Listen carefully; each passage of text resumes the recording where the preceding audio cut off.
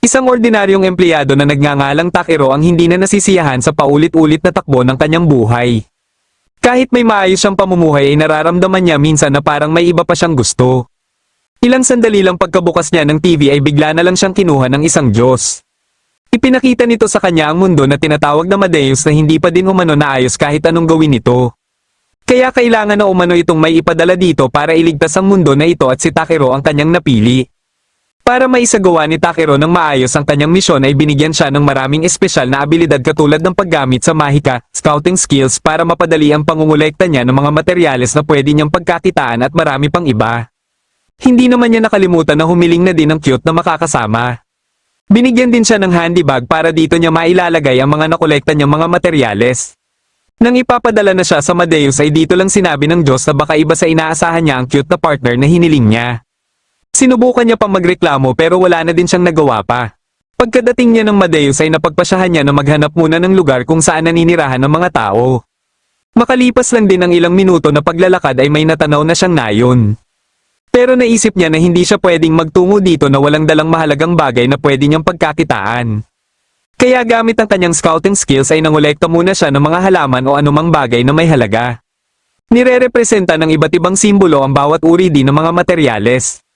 Sa pamamagitan ng pag-escan ay nalalaman niya ang rank ng isang halaman o anumang bagay na pwede niyang mapakinabangan. Isa sa nakita niya ay ang magandang bato pero nalaman niya na isa pala itong dumi. Ngunit dahil may mataas itong rank ay napagpasyahan niya na dalhin na din ito. Matapos niyang mangolekta ay nagtungo na siya sa nakita niyang nayon. Nakausap niya ang bantay na si Marlo na napagkamalan siyang isang mandirigma o swordsman dahil sa kanyang tangkad. Dito niya nalaman na Tormy Village pala ang pangalan ng nayon. Matapos niyang sabihin na magbebenta sana siya ng mga materyales ay itinuro ni Marlo sa kanya ang shop na pwede niyang pagbentahan. Pagkapasok niya sa shop ay nakilala naman niya dito ang may-ari na si Jerome. Ipinakita niya ang dumi na napulot niya o tinatawag na hammer anteater droppings. Natuwa si Jerome na may nahanap siyang ganito kaya hindi na ito nagdalawang isip pa na bilhin ito sa kanya sa halagang 5 silver coins. Para malaman kung gaano kalaki ang isang silver coin ay tinanong niya kung magkano ang bayad ng isang gabi sa inn. Kaya dito niya na nalaman na parang may katumbas pala na 50,000 yen ang dumi na napulot niya. Binili na din ni Jerome ang iba pa niyang nakolekta at dahil sinabi niya na trabaho niya ang mangolekta ng iba't ibang materyales ay inalok siya ni Jerome sa isang trabaho. Ito ay kumuha ng mithril ore na matatagpuan sa Eastern Mountain. Pumayag siya sa trabaho na ito pero huli na nang malaman niya na may halimaw pala sa bundok na ito. Ilang sandali lang pagkapasok niya ng kanyang silid ay dinalhan siya ng mainit na tubig na gagamitin niya umano sa paglilinis ng katawan. Dito niya lang nalaman na wala palang paliguan sa nayon at mga noble lang ang may ganito. Pero may iba umanong mage na gumagamit ng mahika para maglinis ng katawan. Kaya pagkalabas ng bata ay sinubukan niya na linisin ang kanyang katawan gamit ang kanyang mahika at matagumpay niya naman itong nagawa. Kinabukasan ng umaga ay muli siyang nangolekta ng mga halaman. Ilang sandali lang ay may nakita siyang spade na simbolo na unang beses niya palang nakita. Ngunit nang tiningnan niya kung ano ito ay nagulat siya dahil isa pala itong kalansay ng isang tao. Napagpasyahan niya na kunin ang ibang gamit nito at baka dumating ang araw na magkaroon siya ng pagkakataon na maisauli ito sa kanyang pamilya at katapos ay inilibing niya na din ito. Makalipas ang ilang oras na paglalakbay ay nakarating siya sa Forest of White Trees o mas kilala din sa tawag na Forest of Ancient Dragons. Habang nangunguha siya ng mga halaman ay nagtaka siya kung bakit kaya wala siyang makitang halimaw. Naisip niya na baka sobrang baho niya na siguro kaya wala nang gustong lumapit sa kanya. Napagpasyahan niya na lumabas na ng kagubatan ngunit pagkadating niya sa dulo ay isa pala itong bangin. Dali-dali niyang ginamit ang fly at buti na lang ay gumana ito. Pagkadating niya sa baba ay dito na siya nakadetect ng mga diamond na simbolo senyales na mayroon na ditong mga ore. Kaya hindi na siya nag-aksaya pa ng oras at kaagad din siyang naghukay. Ilang sandali lang ay may nakita na siyang mithril ore pero dahil kakaunti lang ito ay napagpasyahan niya na manggalugad muna dito. Nakita niya sa unahan na parang may nagliliwanag at pagkalapit niya dito ay isa pala itong napakalinaw na tubig. Iniskan niya ito at nagulat siya na may rank SS ito na ayon din sa ibang impormasyon ay tahanan din pala ito ng Ancient Dragon. Pinagmamasdan na pala siya ng Ancient Dragon at sinusubukan din siyang kausapin ito. Ngunit dahil hindi niya ito pinapansin ay napilitan na itong magpakita sa kanya. Hindi naman siya nakaramdam ng takot dito at humingi na lang siya ng tawad dito. Nang malaman nito na isa lang siyang tao ay nagtaka ito sapagkat nararamdaman umano nito ang matinding magic power sa loob ng kanyang katawan. Nagpakilala ito sa pangalang Voldies at may hiningi itong pabor sa kanya. Sa taglay niyang kapangyarihan ay baka mailigtas niya umano ang anak nito. Bilang kapalit ay bibigyan siya ng mga magic misril ore. Kinuha ni Voldias ang itlog para ipasubok sa kanya na pabiyakin ito. Naisip niya na gumamit ng init dahil ito ang alam niya na magpapabiyak sa mga itlog. Kagad na nag-react ang itlog at parang hinihigop nito ang kanyang kapangyarihan. Hanggang sa naramdaman niya na parang nasa kailaliman na siya ng tubig. Biglang may nagpakitang lalaki sa kanya at namamangha ito sa dami na nang nagawa niya sa Madeus sa loob lamang ng maikling panahon. Nang magising siya ay nakita niya na naging matagumpay ang kanyang ginawa. Gusto ni Voldias na bigyan niya umano ng alias ang anak nito at naisip niya ang pangalan na B. Napagpasyahan din ni Voldias na ipagkatiwala sa kanya si B dahil kampante ito na kaya niya itong alagaan sapagkat nagtataglay umano siya ng matinding kapangyarihan na lagpas pa sa isang ancient dragon. Wala na siyang nagawa pa dito kundi isama na lang si B sa kanyang paglalakbay. Pagkalabas nila ay pinainom niya si B ng tubig mula sa underground lake dahil kinonekta pala ni Voldias ang kanyang magic bag dito. Dito niya na din napagtanto na baka si B siguro ang cute partner na sinasabi ng Diyos. Dahil madilim na din ay napagpasyahan nila na magpalipas muna ng gabi dito. Kinabukasan pagkaakyat nila ay nagtaka si Takiro na hindi na nakakatakot ang Forest of White Trees. Kaya napagpasyahan niya na manguha na lang din muna dito ng mga pwede niyang pagkakitaan. Ilang sandali lang ay takot na takot si B na lumapit sa kanya at ito pala ay dahil sa mga halimaw na papalapit sa kanila. Unang nakalapit sa kanila ang isang rock falcon pero hindi natakot dito si Takiro dahil maliit lang ito kumpara kay Voldias. Sa halip ay natakam lang siya sa karne nito kaya gamit ang ice needles ay kagad niya itong iniligpit. Pagkadating ng ibang halimaw ay ginamitan niya ng mahika ang buo niyang katawan para mas bumilis at tumigas ang kanyang mga kamao at binti.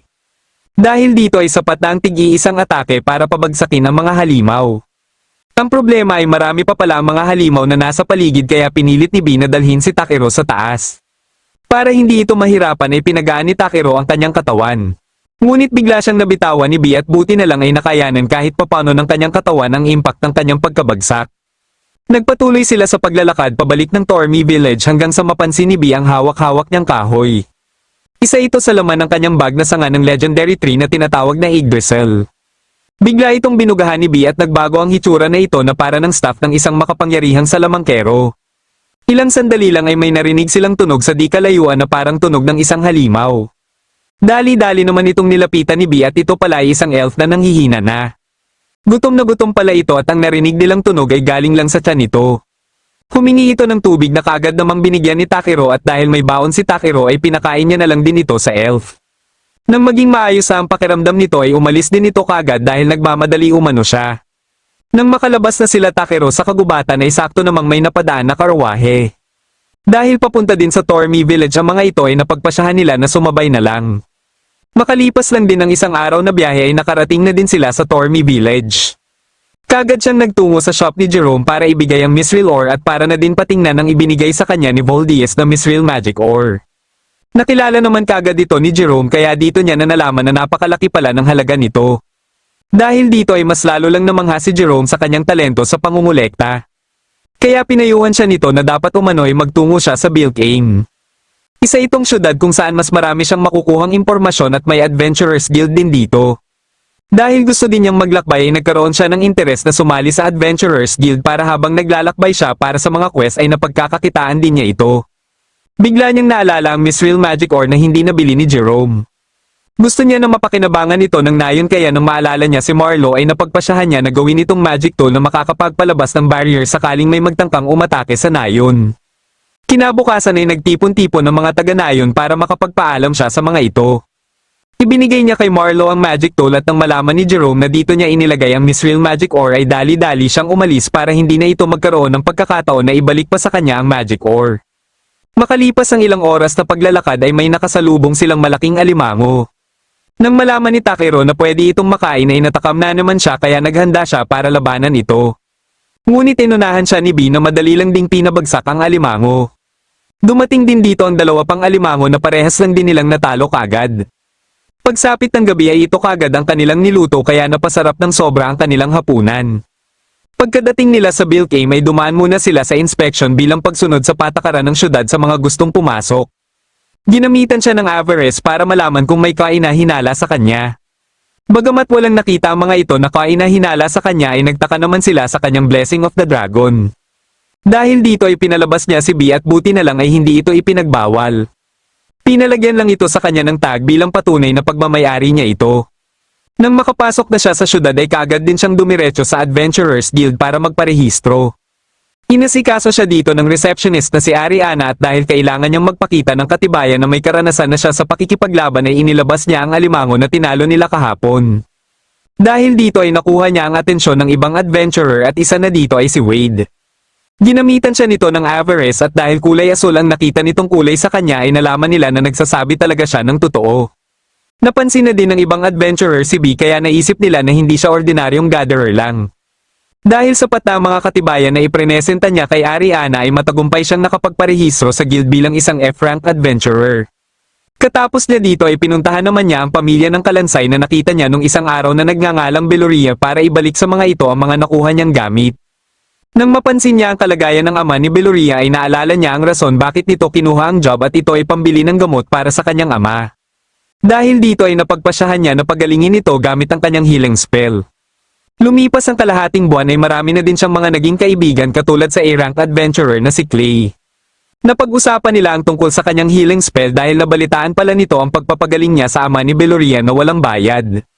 Dito niya lang napagtanto na baka magalit sa kanya ang mga healer na nagpapabayad dahil sa kanyang ginawa. Namamangha si Clay sa kanya dahil kahit ang alok sa kanya na magpataas ng rank ay hindi niya tinanggap. Isang araw matapos ang quest na ibinigay sa kanya ni Grit ay muli siyang inalok na magpataas ng rank ngunit hindi pa din siya interesado dito. Sa isip-isip niya ay posibleng magkaproblema lang siya kung tumaas ang kanyang rank. Gusto niyang mabuhay lang na mapayapa at sakto namang biglang dumating ang isang adventurer para ipaalam sa guild ang pag-atake ng mga goblins. Kagad na tinipon ng guildmaster na si Rodal ang mga adventurer na may rank D o mataas pa dito. Dahil isa lang rank F si Takero ay napagpasyahan niya na umuwi na lang ngunit nang makita siya ni Rodal ay sinabihan siya nito na sasama din umano siya. Kaya pala siya nakilala ni Rodal ay dahil parati siyang ipinagmamalaki ni Grit at siguradong may dahilan si Grit. Ipinaubaya siya ni Rodal kay Muesli sa mga magiging trabaho niya habang ang mga ito naman ang pwepwesto sa frontline. Nakasama nila si Clay dahil sumakit na naman ang peklat nito sa likod dahilan para hindi ito makasama sa frontline. Nababahala siya na baka iniisip ni Takero na tumakbo siya sa labanan kaya nagkasugat siya sa likod. Pero hindi pala ito ang iniisip ni Takero dahil ang iniisip nito ay ang posibilidad na baka may prinotektahan lang siya at ito nga ang nangyari. Para kay Takero ay mas mahalaga na buhay pa din siya dahil siguradong mas marami pa siyang maproprotektahan. Ilang sandali lang ay napansin nila na may problemang kinakaharap ang frontline. Dahil dito ay napagpasyahan ni Clay na magtungo na dito para tumulong. Nang makita ni Takero si Muesli na may pinapagaling na adventurer ay naalala niya ang sinabi ni Rodal na protektahan niya umano ang mga nais niyang protektahan. Kaya napagpasyahan niya na sumunod din kay Clay pero bago siya umalis ay nilagyan niya muna ng barrier sila Muesli. Naabutan niya sa tulay sila Diego na hirap ng pigilan ng maraming goblin kaya hindi na sila nag-aksaya pa ng oras na tulungan ng mga ito. May nagpakita palang goblin sergeant na siyang dahilan bakit nabuwag ang frontline. Buti na lang umano ay dumating si Clay para magkaroon sila ng pagkakataon na makatakas. Dali-daling sinundan ni Takero si Clay at saktong nailigtas niya ito mula sa atake sana ng maraming goblins. Napagpasyahan ni Takero na tanggalin ang peklat na nagpapahirap kay Clay pero bago niya ito isagawa ay tinanong niya muna ito kung pwede niya itong gawin. Matapos niyang malaman na matagal na itong gustong mawala ni Clay ay dito na siya kumuha ng tubig sa kanyang bag para isaboy kay Clay. Katapos ay ginamit niya kagad ang kanyang healing spell at nang mawala na ang peklat ay unti-unti namang nag-iba ang hitsura ni Clay. Ramdam ni Clay ang matinding kapangyarihan na dumadaloy sa kanyang katawan. Pagkasugod muli ng mga goblins ay walang kahirap-hirap lang niyang iniligpit ang mga ito. Ilang sandali lang ay dumating si Rodal at nalaman nito kagad ang mga ginawa ni Takero hindi lang kay Clay kundi ang pagtulong din kina Diego. Kaya tinanong na nito si Takero kung sino ba siya talaga pero sinabi lang ni Takero na isa lang siyang ordinaryong rank F adventurer na may skill na mangolekta ng mga materyales. Hindi na siya kinulit pa ni Rodal pero pagsapit ng gabi ay dito naman siya tinadtad ng tanong ni Clay. Kaya ipinaliwanag niya na dito kung anong klaseng tubig ang isinaboy niya kanina at kung saan ito galing. Naisip niya na baka mas mapabilis ang pagpapagaling niya sa peklat kung gagamit din siya ng magic element water. Matapos niyang magpaliwanag ay tinanong din siya ni Clay kung sino nga ba siya talaga. Katulad kay Rodal ay hindi din siya pinilit na sagutin ang tanong nito. Bagamat pinagbawalan siya ng Diyos na sabihin kahit kanino kung saan siya galing ay napagpasyahan pa din niya na sabihin na lang ang totoo kay Clay dahil pinagkakatiwalaan naman niya ito. Kahit hindi ka panipaniwala ang kanyang mga paliwanag ay naniwala pa din sa kanya si Clay dahil napag-transform niya ito sa pagiging Dragonaut. Isang araw ay napagpasyahan niya na bumili na ng panibagong gunting. Nakausap niya ang blacksmith na si Rival at dahil nakilala siya nito ay hindi ito nagdalawang isip na tulungan siya. Dinala siya sa master nito na si Gruses na isang top-class blacksmith. Dito niya na nalaman na umaasa pala si Rival na makakapanguha siya ng mga Eldraor para sa espada na isasali nila sa kompetisyon. Ngunit hindi pumayag si Gruses sa iminungkahi ni Rival dahil masyadong mapanganib umano para kay Takero na magtungo sa Ryuhai Mine. Matapos marinig ni Takero ang mga rason bakit ayaw nitong ipadala siya sa Ryuhai Mine ay nakiusap siya na ibigay sa kanya ang trabaho na ito. Kung matagumpay siyang makapanguha ng mga Eldraor ay nais niya sanang gawan siya ng gunting. Bilang katibayan na kaya niya ang trabaho ay ipinakita niya ang sipit ng alimango. Habang patungo na sila sa Ryuhai Mine ay sinamantala na din nila ang pagkakataon na ito na mangolekta. Pero sa pangalawang pagkakataon ay muli nilang nakita ang elf na tinulungan nila dati. Katulad ng dati ay nauuhaw at nagugutom din ito kaya pinainom at pinakain din nila ito. Nang bumalik na ang lakas nito ay dito na ito nagpakilala sa pangalang Brawlite. Bilang pasasalamat sa naging tulong ni Takero ay napagpasyahan nito na tulungan si Takero sa kanyang pangungulekta. Pumayag na lang dito si Takero pero hanggang sa makarating lang sila sa susunod na bayan. Pagsapit ng gabi habang naghahapunan sila ay dito na nabanggit ni Brawlite kung ano ang kanyang hinahanap. Ito pala ay ang White Pegasus na matagal ng pangarap ng kanyang kapatid na si Lutikara. Bigla niyang naalala na marami na pala siyang utang na pagkain kay Takero kaya naisip ni Takero na kunin na lang siyang bodyguard. Pumayag si Brawlite sa alok na ito ni Takero pero nang matulog na sila ay dito lang nakita ni Takero ang magiging problema niya. Kinabukasan ay nagpatuloy na sila sa paglalakad hanggang sa makarating sila sa Dwarven Kingdom kung saan nasa likod lang din ito ang bundok na kinaroroonan ng Ryuhai Mine. Habang naghahapunan sila sa isang restaurant ay nasarapan sila ng sobra sa in-order nila kaya naalala ni Brawlite ang sinabi sa kanya ng kaibigan niyang Lizardman. Biglang may kumausap sa kanila na nasa likuran ni Takero at ito pala ay si Clay na siya ding tinutukoy ni Brawlite na kaibigan niya. Nang malaman ni Clay na patungo pala si Takero sa Ryuhai Mine ay nagulat ito dahil hindi umano ito isang quest para sa isang rank F adventurer. Napagpasyahan ni Clay na sumabay na lang din sa kanila papuntang Bozrao dahil ipapaayos nito ang kanyang sibat. Dahil dito ay naisip tuloy ni Brawlite na magsisilbi ding bodyguard ni Takero si Clay. Parang nagustuhan naman ni Clay na maging bodyguard din ni Takero kaya nagboluntaryo din siya na maging bodyguard.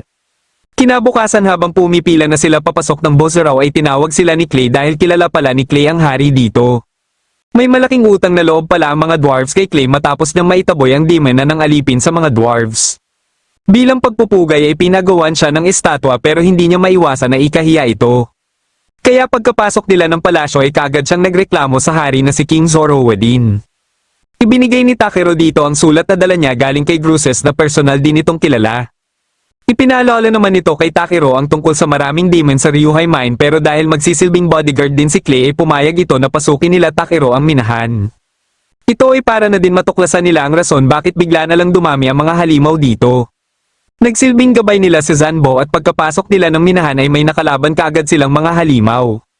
Pero sa taglay na pinagsamang lakas nila ay madali lang nilang nailigpit ang mga ito. Nang magpatuloy sila ay may na-detect na Eldraor si Takero sa isang bahagi ng minahan. Nilagyan niya ito ng barrier at katapos ay pinasabog niya ito.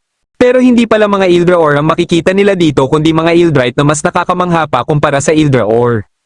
Biglang may naramdaman si Takero na papalapit sa kanila at ito pala ay isa ding halimaw. Pero isa din itong alimango kaya imbis na matakot ay mas natakam lang sila Takero dito. Plano nila Clay na magtulungan sila na talunin ito sapagkat isa itong Tranko Crab na isang A-rank. Pero mas gusto ni Takero na sila lang ang makipaglaban dito. Sa tulong ni B ay sinubukan niya itong atakihin ngunit hindi ito natablan. Kaya pinunteriya ni B ang isang galamain nito para matunton niya ang mga weak spots. Nang makita niya na ang mga ito ay ginamit niya ang Ice Needle na mas pinalakas pa ni B at dito na nila ito natalo. Habang manghang-mangha sila Brawlite sa kanyang ginawa ay pinagalitan naman siya ni Clay sa pagiging reckless niya. Gusto ni Clay na maintindihan niya na sa mga pagkakataon na ito ay dapat makipagtulungan siya sa kanyang mga kasamahan. Dahil nakuha na nila ang kailangan nilang ore at natalo na nila ang halimaw ay minabuti nila na bumalik na. Nang makaharap na nila ang hari ay ipinakita ni Takero ang halimaw bilang patunay na natalo na nila ito. Naisip ng hari na bigyan siya ng gantimpala kaya hiniling ni Takero na ang alimango na lang ang ibigay sa kanya na gantimpala. Binigyan naman ng tig 3 milyon sila Clay at Brawlite bilang gantimpala nila. Maliban dito ay binigyan din si Brawlite ng White Pegasus at pinaayos naman ng hari ang sibat ni Clay. Kagad namang umalis si Brawlite para madala niya na ang White Pegasus sa kanyang kapatid. Pagkabalik nila Takero sa guild ay inakala kaagad ni Ariana na bumuo silang dalawa ng party. Hindi naman ito itinanggi ni Clay pero kahit pansamantala lang ito ay wala pa silang eksaktong petsa kung hanggang kailan lang ito. Dahil gusto din ni Takero na subukan ng bumuo ng party ay sinakihan niya na lang si Clay at pinangalanan nila ang kanilang party na Asher Ebony Team. Dinala niya din kagad kina Gruses ang Eldrite at sa sobrang tuwa ng mga ito ay hindi na nila napigilan na mapaluha. Dahil dito ay makakagawa na sila ng napakagandang espada na ilalaban nila sa kompetisyon. Isang araw habang magkasama sila Takero at Clay ay inabutan siya ng summon letter mula sa Lord ng Luzubok Domain. Pero nang binuksan nila ang sulat ay nakalagay din dito ang pangalan ni Clay dahil ang buo nilang party pala ang iniimbitahan. Kinabukasan pagkadating nila ng Lord's Mansion ay sinalubong sila ng butler na si Raymond. Pagkapasok nila ng mansyon ay hinarap naman sila ng anak ni Lord Verminant na si Tiaris para kunin si B. Kaya tinanong niya ito kung bakit gusto nitong magkaroon ng alaga na dragon. Dito niya nalaman na may nag-udyok lang pala dito na nagngangalang Bernard. Nilinaw niya naman kagad na hindi niya pwedeng ipamigay si B dahil parte ito ng kanyang pamilya. Kaya nang malaman ni Tiaris na nakakaintindi pala ng salita ng tao si B ay dito na ito nakaramdam ng hiya sa kanyang mga nasabi na hindi magaganda.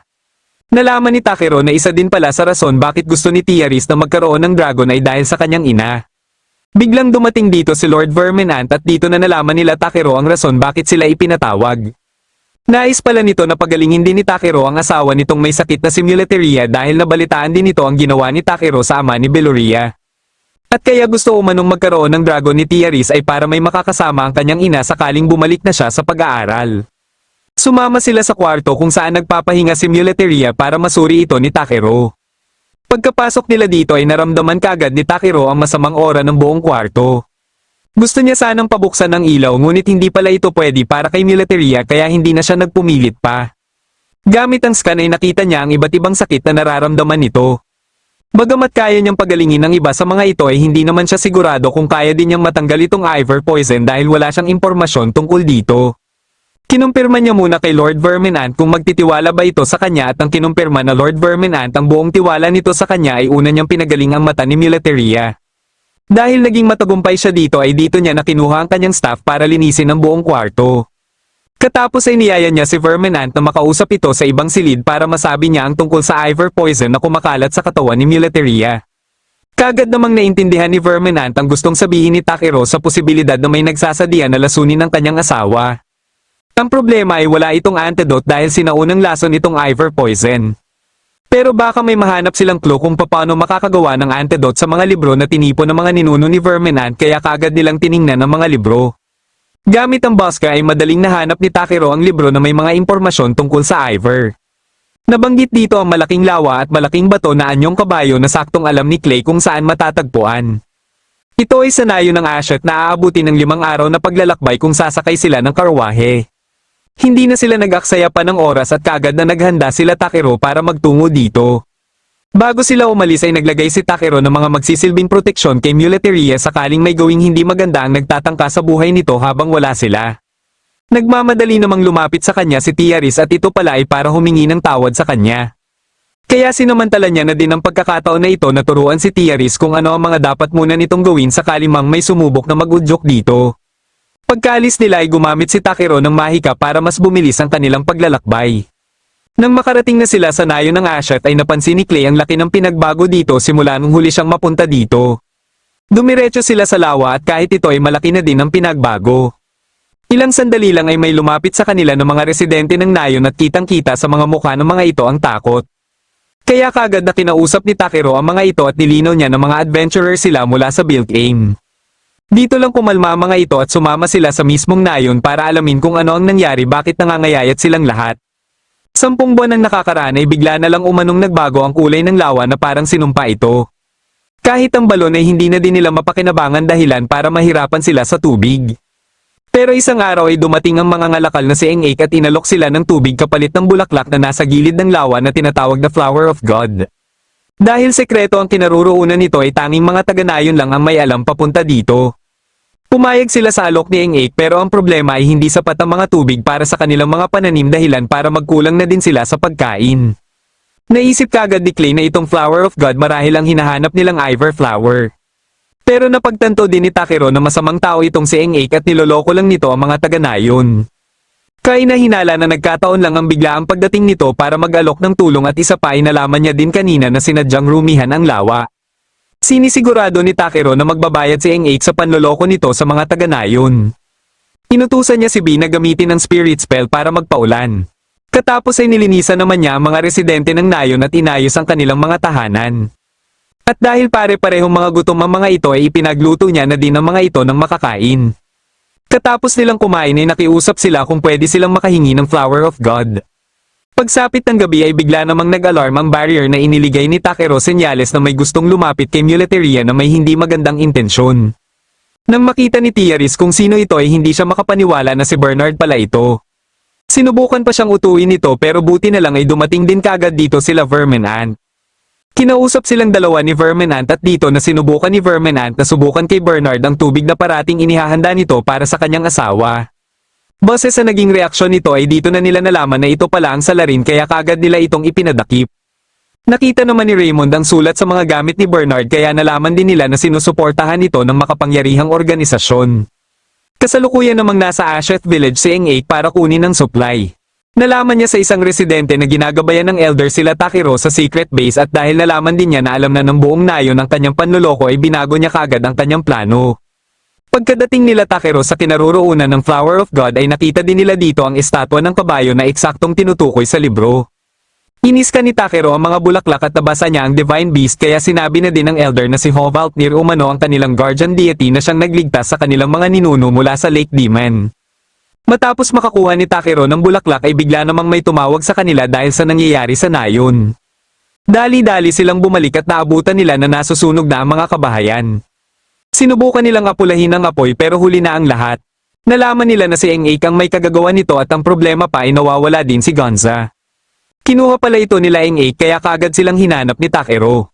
Nang makita na sila ni Takero ay dali-daling kumilos sila Takero para magtungo dito. Kasalukuyan palang nagkakasiyahan ng mga ito kaya hindi na napigilan ni Clay ang kanyang galit. Para makapasok sila nang hindi napapansin ay gumamit si Takero ng Fush Spell. Narinig nila sa usapan ng mga tauhan ni Eng-8 na plano pala ng mga ito ay pataasin ang halaga ng Ivor Poison at siguradong magagawa nila ito sakaling masawi na si Muleteria. Dahil hindi na makakapagpigil pa si Clay ay pinayagan na ito ni Takero na umatake basta wala siyang ililigpit. Napagpasyahan naman ni Takero na hanapin si Gonza at dahil isa lang ang bantay dito ay madali lang silang nakapasok at matagumpay na nailigtas si Gonza. Ngunit pagkalabas nila ay naabutan nila ang mga tauhan ni Eng-8 na nagsisitakbuhan na. Pinakawalan pala ni Eng-8 ang Lake Demon kahit hindi nila ito kontrolado sa takot na mailigpit siya ni Clay. Kagad na nagtungo dito sila Takero at isa pala itong rank B Dark Anemone. Nakita nila sa di kalayuan si Eng-8 na humihingi ng tulong at dahil kailangan pa nila ito ng buhay ay nilagyan muna ito ni Takero ng barrier.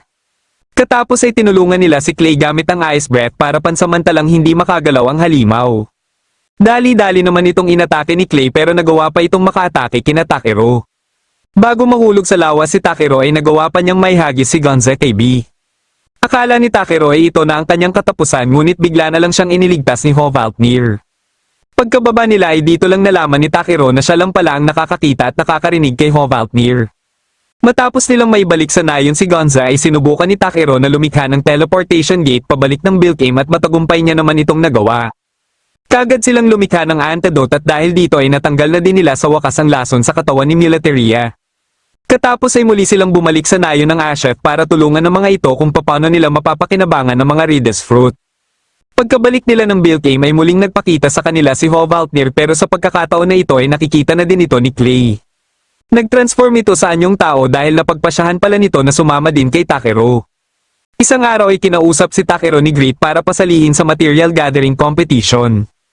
Ayaw sana ni Takero na pumayag pero dahil si Verminant ang humiling na sumali siya ay wala na siyang nagawa kundi sumali na lang. Pagsapit ng araw ng kompetisyon ay ipinaliwanag sa kanila ni Rodal kung ano ang kanilang gagawin at ito ay mangolekta ng 7-colored wool mula sa Rainbow Ship.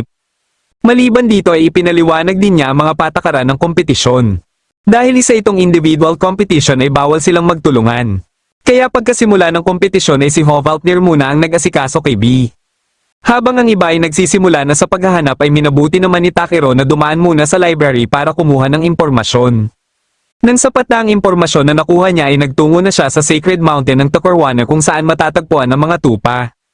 Pagkadating niya dito ay nakita niya kagad ang mga tupa. Nakaisip siya ng paraan para tawagin ang mga ito at matagumpay niya itong nagawa. Dahil dito ay madali lang niyang nakumpleto ang mga pinapakuha sa kanila. Kagad din siyang bumalik at sa inaasahan ay siya ang nanalo sa kompetisyon. Bilang gantimpala ay ginawaran siya ng FB rank at ibig sabihin lang nito ay pwede siyang kumuha ng mga job requests mula sa F rank hanggang B rank.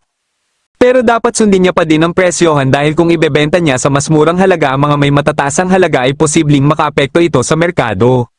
Biglang dumating si Ariana para ipaalam sa kanila na may forest worm umano ang patungo sa kalapit na highway.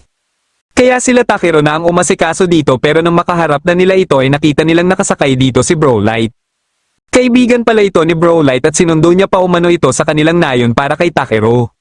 Nagkaroon sila ng salo-salo para ipagdiwang ang muli nilang pagkikita-kita. Kaya napagpasyahan na din ni Brawlite na sumali sa Asher Ebony team. May natuklasan naman si Hovaltnir sa totoong katauhan ni Brawlite pero bago niya ito ilantad ay kaagad siyang pinigilan ni Brawlite. Alam ni Brawlite na hindi niya ito matatago ng habang buhay at plano niya na din itong sabihin sakaling tanggapin ni Takiro ang hinihingi niya pabor. Gusto niya sana na hanapin ni Takiro ang kanyang kapatid na si Lutikara. Ito ang priestess ng kanilang nayon pero naglayas ito matapos atasan na magpakasal at magkaroon ng anak. Ayaw sana nitong magpakasal sa hindi niya gusto kaya may hiniling itong kondisyon at ito ay ang White Pegasus. Ngunit pagka-uwi niya dala ang White Pegasus ay wala na dito ang kanyang kapatid. Hindi niya alam ang rason bakit bigla na lang itong umalis nang hindi nagpapaalam sa kanya at dahil naawa si Takiro ay napagpasyahan niya na pumayag sa hinihiling na pabor ni Brawlite.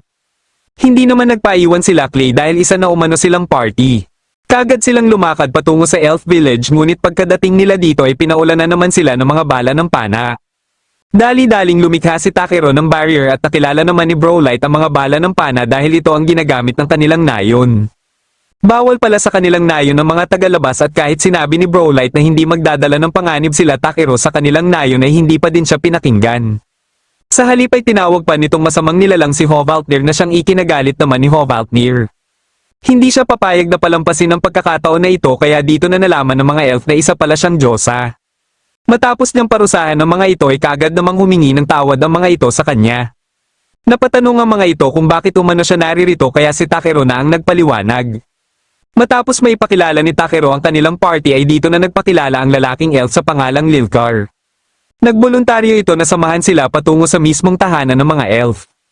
Pagkadating nila dito ay nagtaka si Takiro kung bakit kaya sobrang kapal ng magic element dito. Habang paakyat sila ay nabanggit ni Brawlite ang tungkol sa life tree na tinatawag na gawan na siyang simbolo umano ng elven race. Nasa loob nito ang palasyo kung saan nakatira ang mga high elves at tanging mga high elves at mga may permiso lang ang tanging nakakaakyat dito. Dito lang nila napagtanto na isa palang high elf si Brawlite na siyang ikinagulat nila Clay. Ito ay sa kadahilan ng bawal umano magtungo sa common world ang mga high elves. Nababahala siya na baka maging pangit na ang tingin sa kanya nila Takiro pero naintindihan siya kagad ni Takiro dahil may rason naman umano siya bakit niya nilabag ang tuntunin ng mga high elves. Pagkapasok nila ng palasyo ay sinalubong sila ni Amber na siyang naatasan ni Brawlite na tawagin ng kanyang kuya. Nang makaharap na nila ang kuya ni Brawlite ay nagulat si Takiro dahil mas maliit pa ito kay Brawlite. Nagngangalan itong Arjen at kaagad naman itong lumapit kay Hovaltnir para magbigay pugay.